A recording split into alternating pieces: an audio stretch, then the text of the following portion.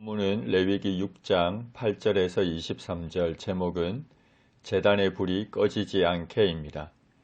제사장인 아론과 그의 자손들에게 주시는 말씀입니다. 제사장이 드리는 번제의 규례는 이러합니다. 번제를 드릴 때 번제물은 아침까지 제단 위에 있는 석쇠 위에 두고 제단의 불이 그 위에서 꺼지지 않게 합니다. 제사장은 매일 아침과 매일 저녁에 번제를 드려야 했고, 이 때문에 제단의 불은 꺼지지 않도록 했습니다. 제사장이 매일 아침과 저녁에 드리는 번제를 상번제라 부릅니다. 이처럼 상번제를 드리도록 한 것은 여호와께 드리는 예배가 끊이지 않고 있다는 것을 보여주는 시각적인 상징입니다. 그리고 여호와 앞에서 나온 제단의 불이 꺼지지 않도록 했는데, 이는 성령을 소멸치 말라는 말씀을 떠올리게 합니다. 우리는 예배를 항상 살펴야 하는 귀한 것으로 여겨야 합니다. 그리고 마땅히 끊이지 않도록 해야 합니다. 특히 오늘날과 같은 상황에서 더더욱 깊이 새겨야 할 말씀입니다. 제사장은 세마포 긴 옷을 입습니다. 세마포는 하얀색 긴 웃옷으로 제사장의 집무복입니다. 하얀색은 영적인 정결함을 상징합니다. 그리고 제사장은 세마포 속바지를 입어 하체가 드러나지 않도록 했습니다.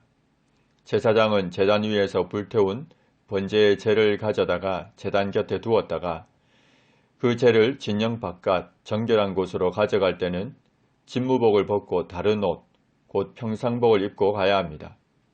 제사장은 제단에서 직무를 행할 때와 번제의 재를 진영 바깥에 가져갈 때를 구별해야 했습니다. 옷을 갈아입어서 그 일의 성격을 구별해야 했습니다. 그러나 제사장이 집무복을 입을 때나 평상복을 입을 때나 그 정결함을 잃지 말아야 합니다. 그래서 하얀색 집무복을 입었고, 비록 평상복을 입었다 하더라도 재를 버리는 진영 바깥을 정결한 곳이라 표현하고 있는 겁니다. 제단 위의 불은 항상 피워 꺼지지 않게 할 것입니다. 제사장은 아침마다 나무를 그 위에서 태우고 번제물은 그 위에 버려놓고 화목제의 기름을 그 위에서 불사를 것입니다. 불은 끊임이 없이 제단 위에 피워 꺼지지 않게 할 것입니다. 제사장이 드리는 소제의 규례는 이러합니다. 아론의 자손은 그것을 제단 앞 여호와 앞에 드립니다. 예배는 언제나 여호와 앞에서 드리는 것임을 기억해야 합니다. 그 소재의 고운 가루 한 움큼과 기름과 소재물 위에 유향을 다 가져다가 기념물로 제단 위에서 불살라 여호와 앞에 향기로운 냄새가 되게 합니다.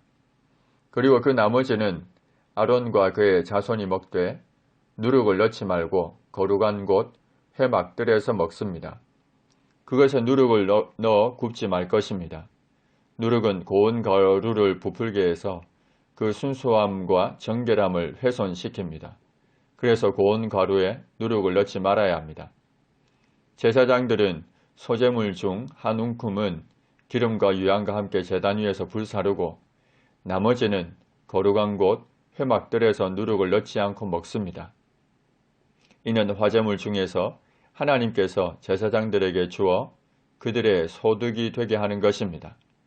속죄제와 속건제같이 지극히 거룩한 것으로 아론 자손의 남자는 모두 이를 먹을 것입니다. 이를 만지는 자마다 거룩할 것입니다. 아론과 그의 자손이 기름 부음을 받는 날, 곧 직분을 받는 날에 여호와께 드릴 예물은 이러합니다. 고운 가루 10분의 1 에바, 곧 약 2.2리터를 항상 드리는 소제물로 삼아서 드립니다. 소제를 드리는 것은 주어진 직분에 대해 하나님께 감사한다는 의미가 있습니다. 사도 바울이 하물며 영의 직분이 더욱 영광이 있지 않겠느냐고 자신에게 주어진 직분을 영광스럽게 여기며 감사했던 것처럼 말입니다. 그 절반은 아침에 절반은 저녁에 드립니다. 그것을 기름으로 반죽해서 철판에 굽고 기름에 적셔 썰어서 소제로 여호와께 드려 향기로운 냄새가 되게 합니다. 이 소제는 아론의 자손 중 기름 부음을 받고 그를 이어 제사장 된 자가 드리는 것인데 영원한 규례로 여호와께 온전히 불사를 것입니다. 모두 태웁니다. 제사장의 모든 소재물은 온전히 불사르고 먹지 말 것입니다.